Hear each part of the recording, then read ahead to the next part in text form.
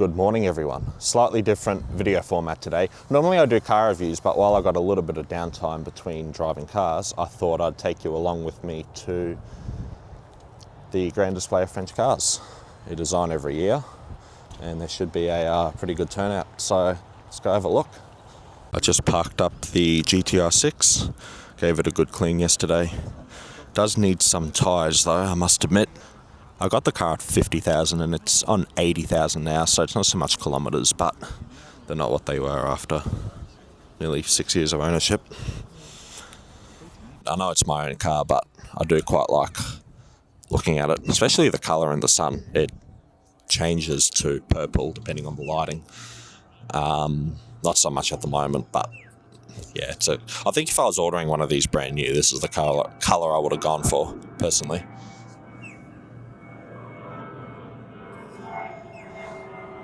.404 next to it. Pretty sure this one lives in my area. I think I've seen it before. .504, had one of these in the family, but it was before I was born, so I suppose it doesn't count. What Peugeot make nowadays? I mean, each to their own, but I don't know, I look at cars like mine and the 505 and even, the classics next to it, and I don't know. Wish they still made sports cars. The 205 GTI. I would definitely own one of these alongside mine. It's the 1.9. 1.9 or 1.6?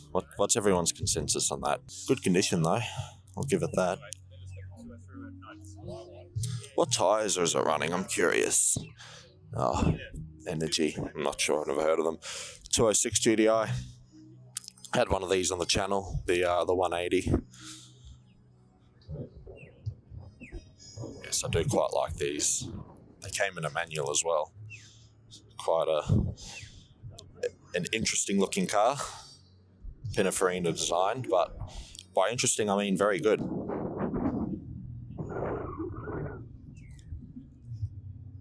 RCZ. I really want to review one of these. Might try to find the owner. Bit of air traffic as well. A330 on its way out. Malaysian Airlines, I think. My granddad just got here in his very German Golf GTI. And my mum, funny enough, which is weird because she's not really into cars. So it's alright now, but that's a bulldog though. It's not a...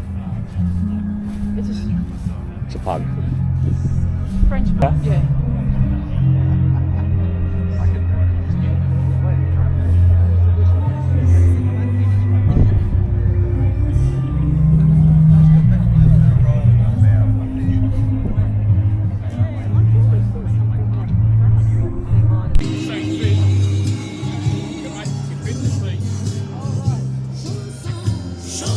This one's for sale. Anyone watching?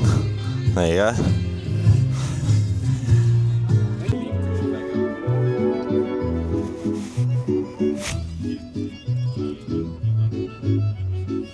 Very nice. I didn't come with it. Yeah, I come with it. How old is he? 3.5. Here's a Renault Dauphine.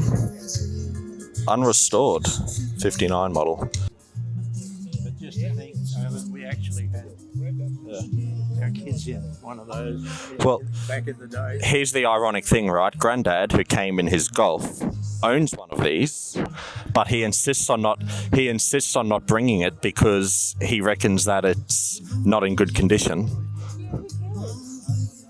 It is what it is. As if that matters. I agree. He should bring it anyway. Doesn't even look that bad. As far as they can be, but there is leg room there with them forward a little bit. Now this, I've never seen one of these before. It is a Renault Sport Spider.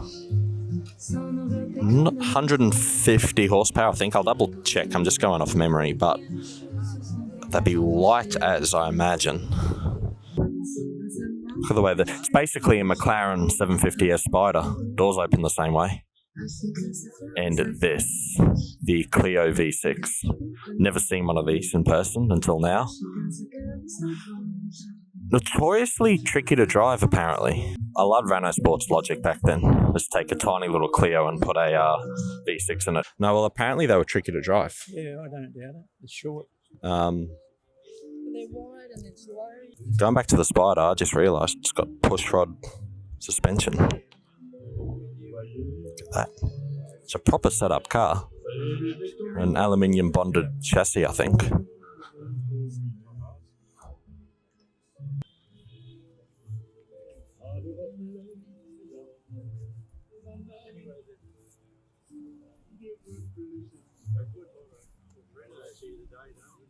Yeah.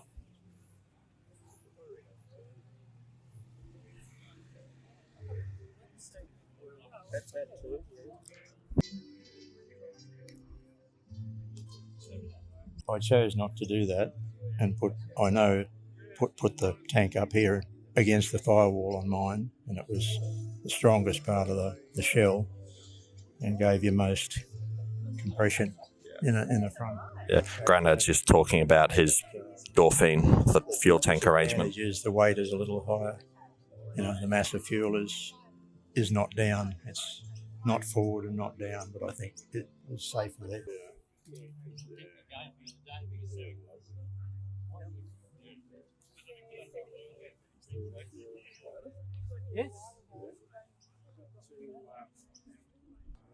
There's more room in the engine bay of your Dauphine, isn't there?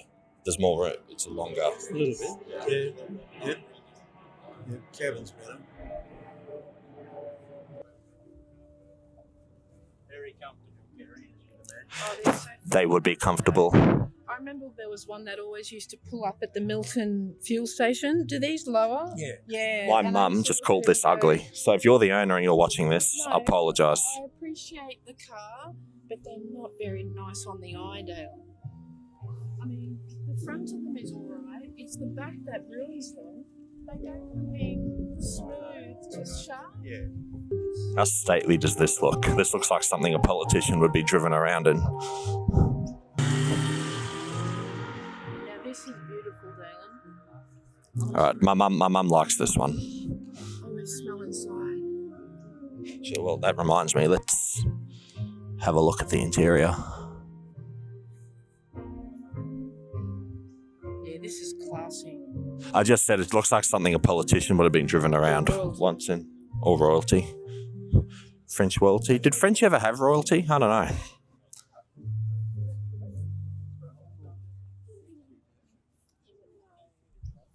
And to try and get a dress out of it. You know what I mean? Haven't seen one of these in a while. It's a BX GTI. I reckon he'd have had, I could only like him about 36 or something. The British found their way in.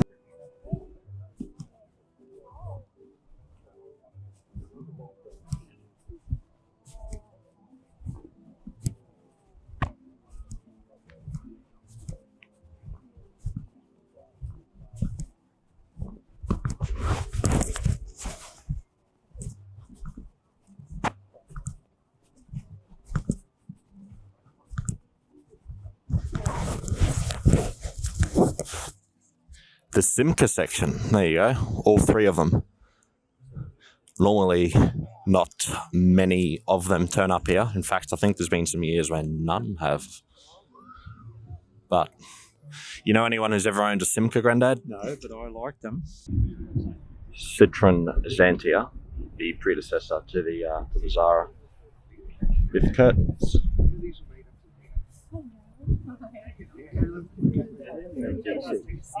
Yeah, they did. Is she young? Yeah, she's 7 months. Oh, hello. Australian Hi. working dogs, so yes, they're very, Very excitable. tactile, Hello. touch and grab. And That's hold okay. Oh, you're a good girl, aren't you? and too intelligent for her own good. Just... Hey, buddy. Just going to circle back to the two blue Renaults. How good do they look together? And of course the Spider. But I don't know, there's just something so, in person, there's something so captivating about the V6. They've got a lot of presence, I guess because of the width. And the 265 next to it. Think of the turnout today.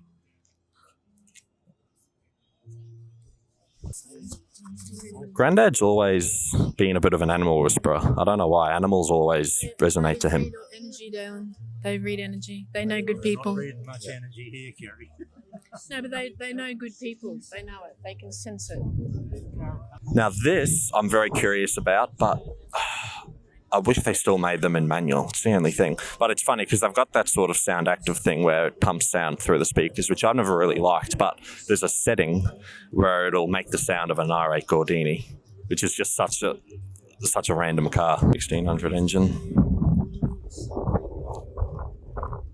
Are we there? Yeah.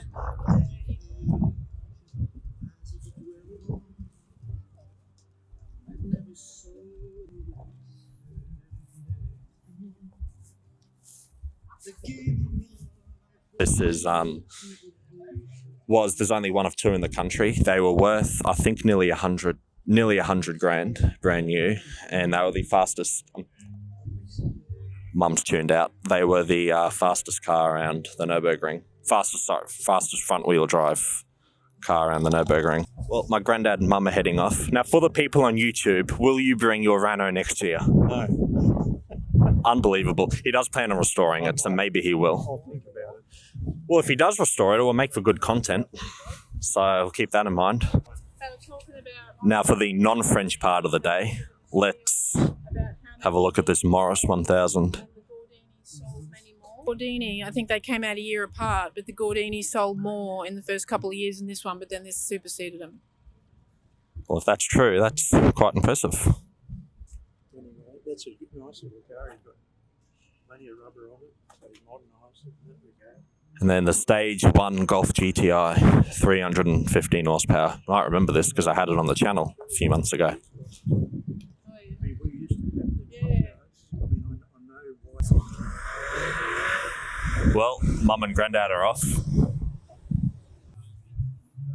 How good would it be if my 306 was parked between these two? It's like 205, 306, 206.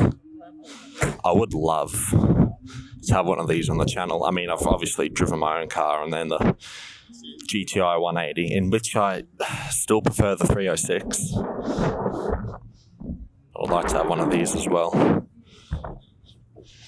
Peugeot bicycle. Peugeot made a lot of stuff. 406. Oh, it's a manual as well. I love that these came in manual. Nice gauge clusters too. No big screens, just driver focus. Then the luxury Citroen. Apparently these were notoriously difficult to work on because of engine spacing, although it's a pretty long bonnet. You'd think for a front wheel drive it would be a bit more space, but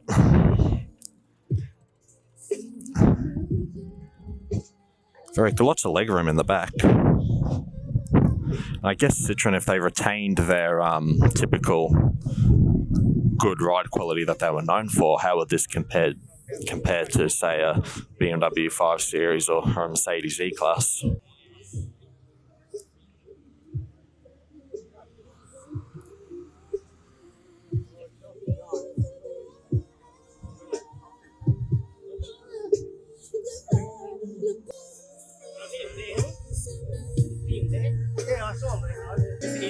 Yeah, it's even got spare spark plugs.